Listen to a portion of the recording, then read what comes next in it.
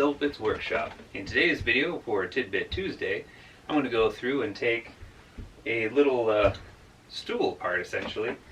I'll actually probably end up fixing it or doing a couple other things. My mom got this at a yard sale of all places for pretty cheap. It's a little bit in disrepair. Pops apart, can lay flat, nice for easy travel. She's actually been using it as a flower pot holder, which isn't its designated use by any means, but it does look pretty cute and whatnot. But I thought I'm going to see about going through and remaking it. She actually had a suggestion to see if I could kind of put my own spin on it and whatnot, and make a good fun video. And also I've been actually looking at a chair similar to this, a little bit of a different kind of setup essentially, but I enjoy this one for my vehicle. So let's see if I can go through and kind of backwards engineer this and throw a little bit of my own spin on it. So looking at the construct and design, pretty straightforward, pretty neat little kind of seat or bench here. Some of the little flaws of it are the round material, when split down the dead center, has no real way of relieving tension, so a lot of times it does this. Just do a straight line crack through it. Follows the path of least resistance, but if you remove all of those paths of least resistance, it ends up just cracking real quick. You thicken the material or you make a block of some kind, you're going to have a lot better kind of shear strength and whatnot. That's the reason why most buildings are built off of a square base rather than a round base in this regard to that kind of feature. Anyway, looking at that, I think I'm going to square up a few points that I see just potential future damage. It's thicker right here, thinner on the side. That's where you're going to actually have all of your strength on this part if it's not the dowel itself. So I might kind of change the concepts a little bit of it to make it a little bit more sturdy for full-size humans. Right now, as is in its current condition, is probably good for a child, or in this instance where my mom was using it for a plant or pot to be set on top of it. So kind of play with some of this a bit. I don't know if I'll be doing this kind of dramatic sweep. I might go for a more streamlined, straight kind of look to it. So should be fun.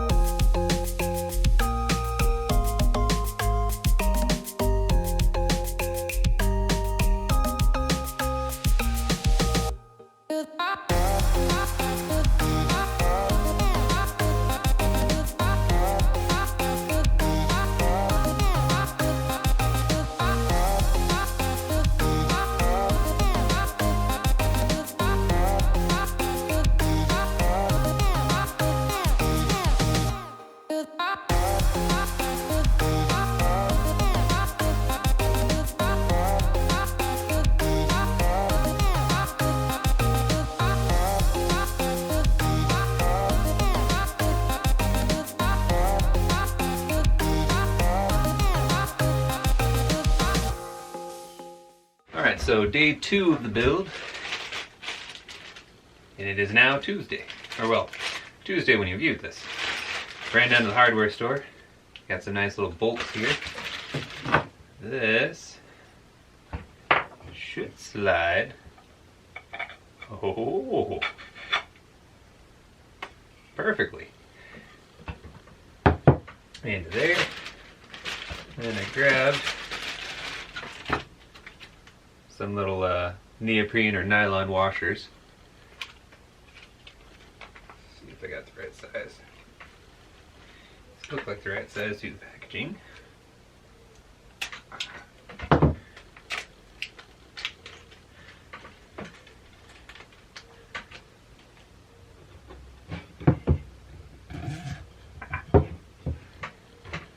And take this bit here.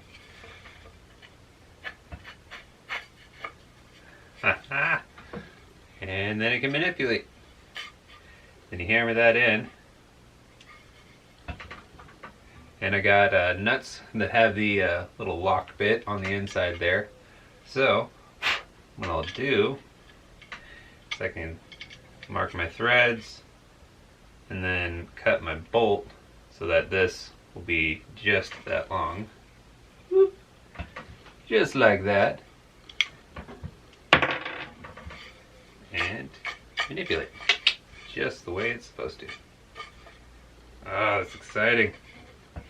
So now we're going to go through and do some quick assembly work. I still have to mount the pivot points to the legs and finish the assembly for the legs. And I was really concerned when I was gluing this that this part here wouldn't want to turn and I might accidentally glue it. But it glued up just perfectly. And that natural stain just, I keep saying it about everything. A saying of mine is to just look at it and go, it looks gorgeous. It looks awesome. Super stoked. And my router bits here. It's my first technical project that I actually went through and routered. And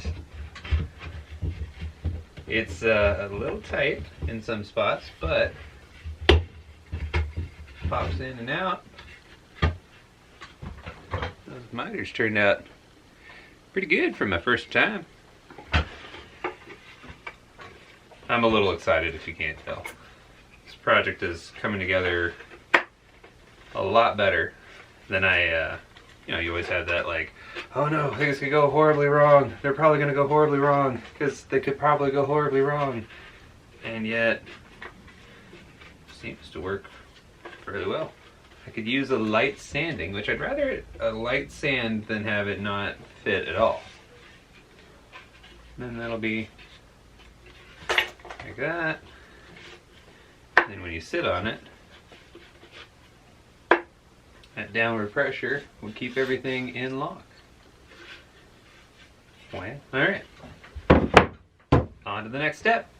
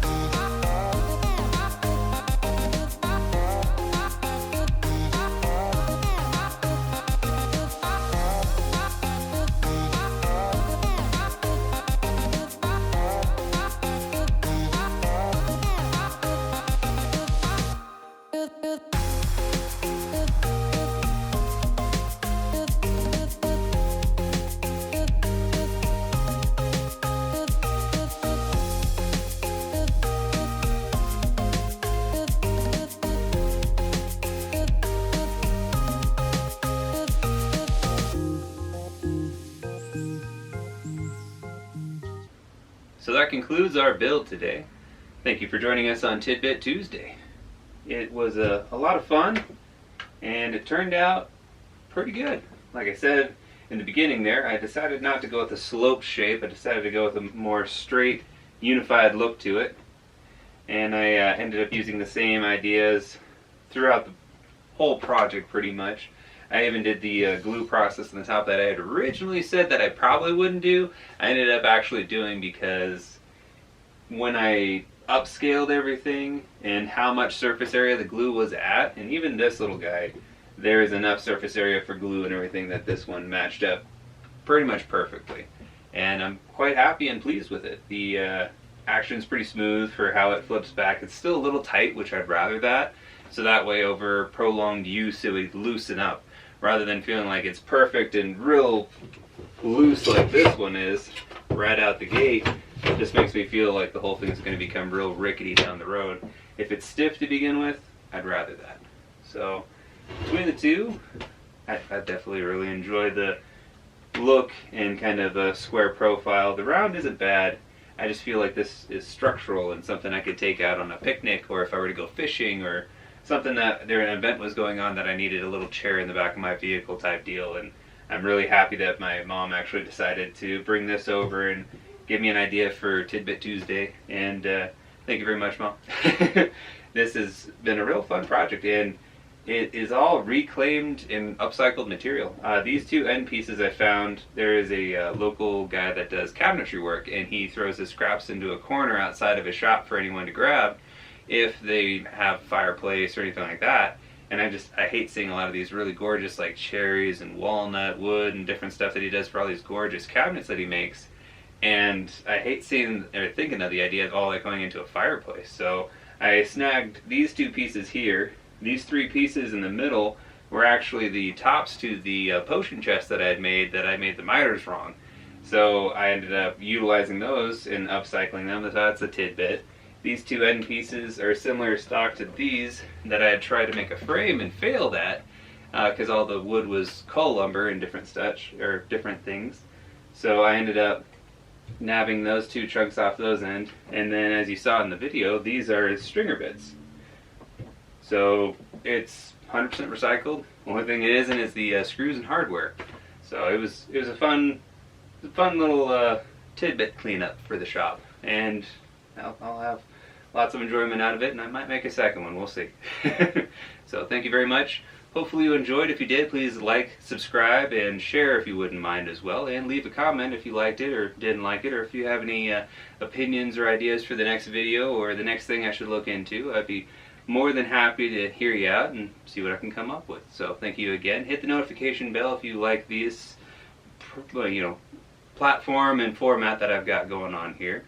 And if you like seeing this ugly mug and some of the wondrous random projects that I decide to come up with. So thank you very much. Have yourself a good evening, and thanks for watching.